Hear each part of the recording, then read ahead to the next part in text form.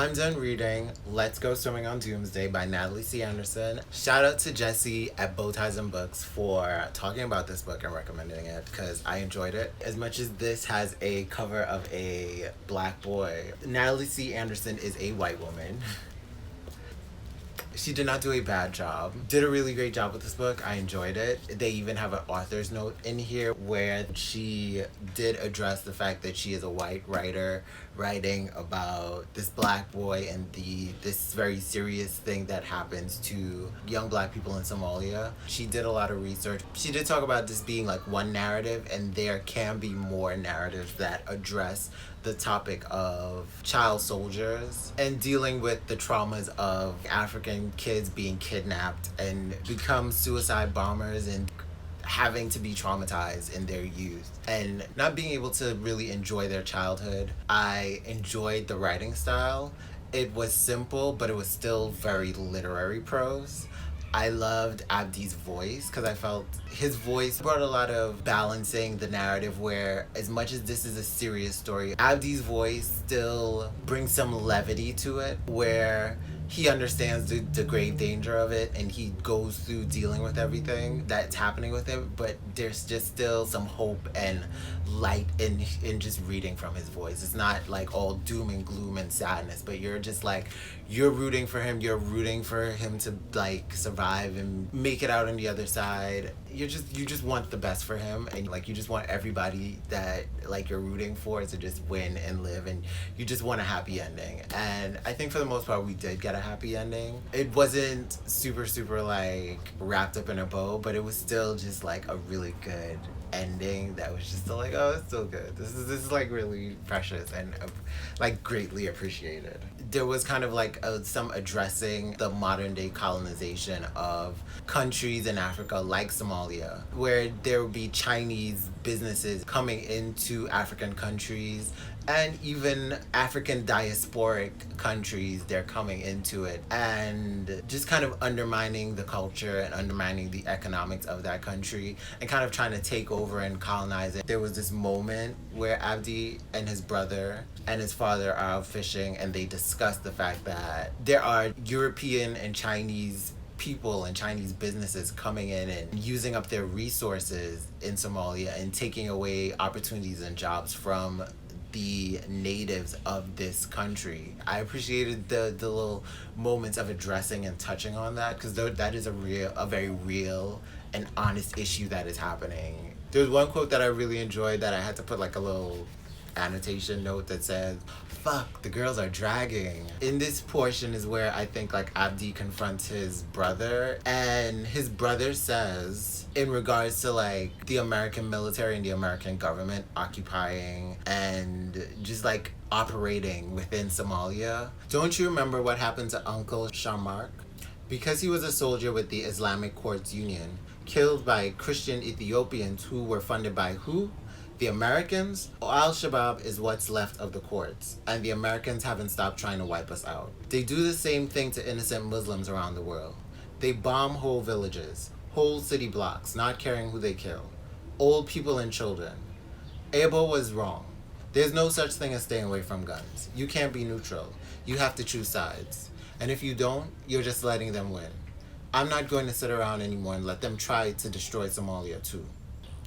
He was coming for America about how they treat Muslims around the world, them not being able to kind of mind their business. Some Western civilizations, especially America, they don't know about minding their own business. They're too busy minding other people's business, jumping in their countries and saying, ooh, we want to save you, we want to take care of you, but also wanting to like take advantage of their country.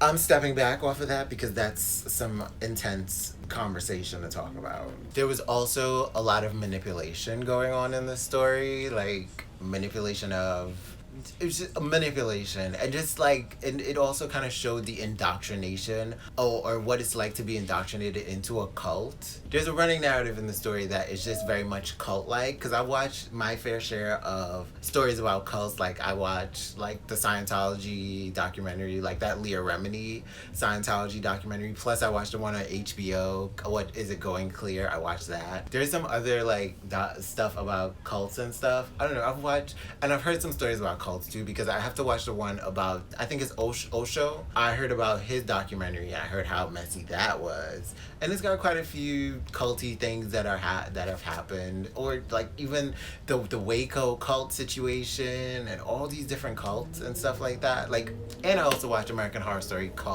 the cult season. I have learned some stuff about cults and reading kind of like what happens in this book. It is very much indoctrination into a cult, where it's like people are ending up dying because of this charismatic leader who has this big idea, and they're courting all these people to come and do their bidding and to believe in their cause, which is a cause that they all share, but they could probably go about achieving this cause in a different ways.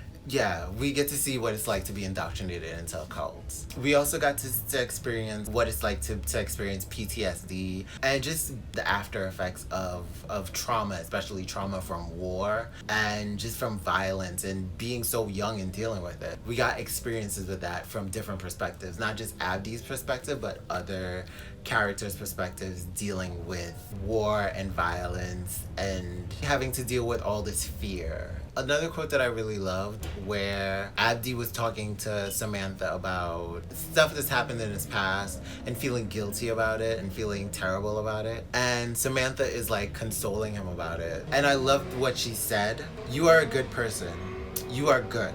I don't care what happened, what you did. You're human. You did human things. We all do things we're not proud of, but that doesn't make us bad people. But if we try to fix them, you tried, Abdi. You tried so hard. That's what makes you good. We can't always save everyone as much as we want to, as hard as we try. But you can't carry that guilt around with you forever. You just can't. Your brother and your friend wouldn't want that.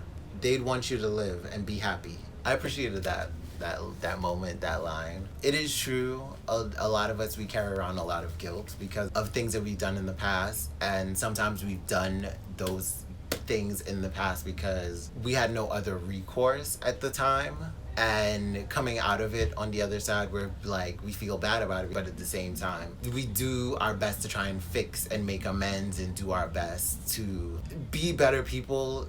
At the end of the day, just make amends for the past and the wrong and the bad that we've done, which also kind of speaks to cancel culture in a way, where you may have not known any better in the past, and now you're trying to do your best and do better now. I loved how it balanced having a white character who was helping black people save themselves, but not necessarily being a white savior. These black characters were components in saving their own lives and of their own friends and families' lives. You know, they were there and they helped in the ways that they could, but at the end of the day, it was black people who were saving themselves in this story, and I love that, and I appreciated that so much. I also love that it showed a very nuanced perspective of people who did horrible things, but for justifiable reasons. I could understand why they wanted to do the things that they did. I don't think the way they wanted to go about doing it is the best way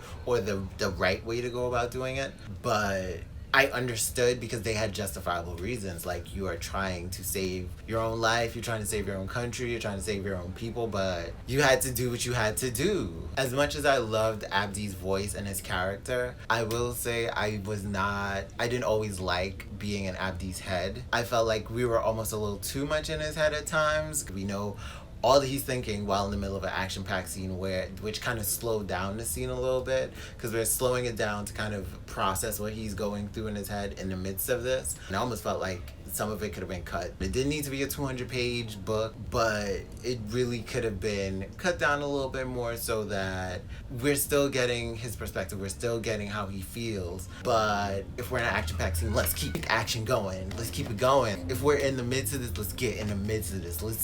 Like, let it be visceral. I want to experience what you're experiencing. I want to see it. I can see this playing out as a movie. I'm looking, like, I would love to see this adapted as a movie because I can see so much of it coming to life in my head as I read it. Like, it's just so clear and well done. It was very descriptive and it's very, very, like, to the point, and it really shows you when you really are in his head and the narrative kind of stops to kind of get into his head, and that's when it kind of really slows down just what you're seeing, because you're like, I'm in the moment, we're moving and I'm seeing things, and then it's like we're stopping and slowing down just to kind of process what Abdi's going through, and it's just like, we could have, feel like we could have, it's good stuff and it's relevant stuff, but it's also still, maybe it could have been reworked a different way so it doesn't slow down the narrative, so it doesn't feel out of place or anything, or clunky or whatever. For the most part, I enjoyed the book. I liked a lot of the characters. I like Abdi. I love Bashir. I will admit, I did like Samantha. At first, I was kind of like,